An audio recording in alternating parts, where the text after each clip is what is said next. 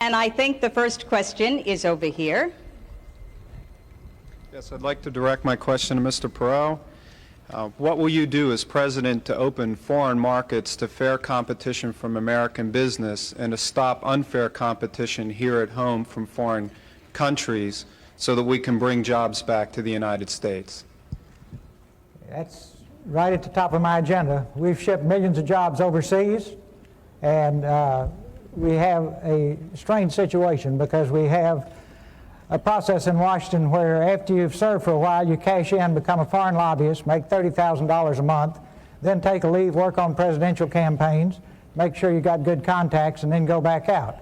Now, if you just want to get down to brass tacks, first thing you ought to do is get all these folks who've got these one-way trade agreements that we've negotiated over the years and say, fellas, we'll take the same deal we gave you.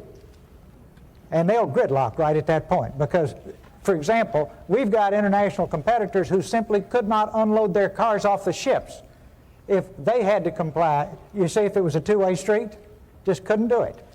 We have got to stop sending jobs overseas. To those of you in the audience who are business people, pretty simple.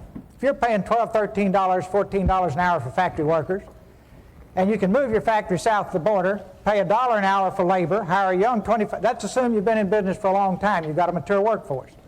Pay $1 an hour for your labor, have no health care, that's the most expensive single element in making a car, have no environmental controls, no pollution controls, and no retirement, and you don't care about anything but making money, there will be a giant sucking sound going south.